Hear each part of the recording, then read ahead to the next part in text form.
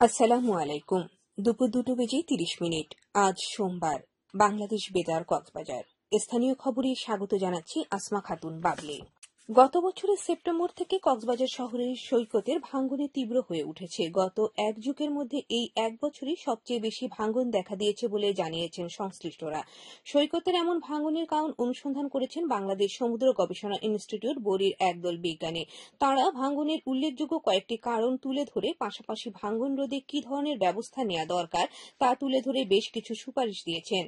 পানি উন্নয়ন বোর্ডের কক্সবাজার কার্যালয়ের উপবিভাগীয় প্রকৌশলী জনাব জামাল মুর্শিদ বলেন, ভাঙনের ঝুঁকিতে পড়েছে শহরের নাজিরার টেক থেকে লাবণী পয়েন্ট পর্যন্ত বাংলাদেশ বিমান বাহিনীর ঘাঁটি, সরকারি মোটেল, আন্তর্জাতিক ক্রিকেট স্টেডিয়াম, টুরিস্ট পুলিশের কার্যালয় সহ সরকারি বেসরকারি নানা গুরুত্বপূর্ণ স্থাপনা।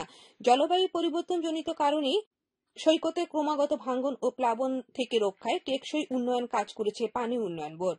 বরির পরিবেশ ওশানোগ্রাফি ও জলবায়ু বিভাগের জ্যেষ্ঠ বৈজ্ঞানিক কর্মকর্তা আবু শরীফ মোহাম্মদ মাহমুদ কিবরিয়া বলেন, কক্সবাজার শহরের সৈকতে বালিয়াড়ি ক্ষয় রোধে প্রাকৃতিকভাবে যে বায়ুশিল্প বা জৈব প্রতিরোধ ব্যবস্থা ছিল তা এখন নেই।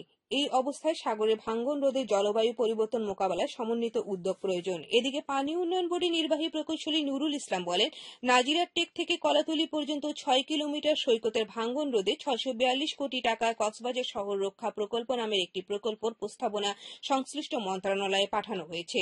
জলবায়ু পরিবর্তনের বিষয়টি বিবেচনায় নিয়ে এই প্রকল্প তৈরি করা হয়েছে। পাশাপাশি পর্যটকদের জন্য নানান সুযোগ সুবিধা থাকবে বলে জানান তিনি।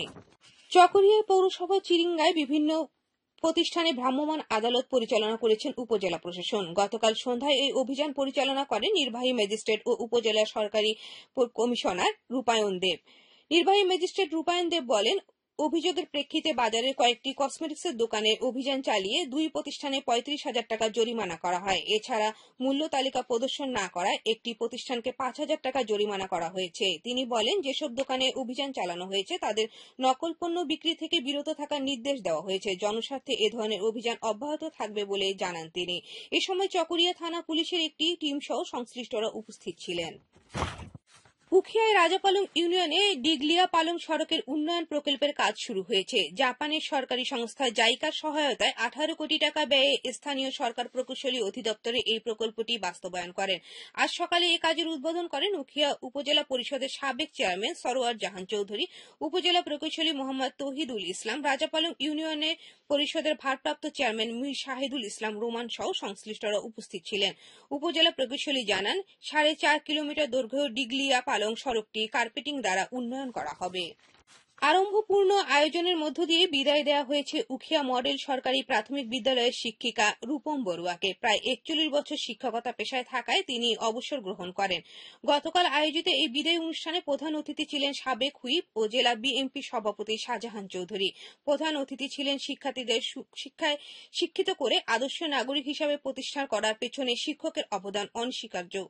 বিদ্যালয়ের প্রধান শিক্ষক হারুনুর রশিদের সভাপতিত্বে এতে কক্সবাজার সরকারি কলেজের সাবেক অধ্যক্ষ ফজলুল করিম চৌধুরী, উপজেলা পরিষদের সাবেক চেয়ারম্যান সরোয়ার জাহান চৌধুরী, উপজেলা একাডেমির সুপারভাইজার বদরুল আলম ও বিদায়ী শিক্ষিকা রূপম বড়ুয়া বক্তব্য রাখেন। পরে তাকে সম্মাননা ক্রেস্ট প্রদান করা হয়। এ সময় শিক্ষক, শিক্ষার্থী, অভিভাবকরা উপস্থিত ছিলেন।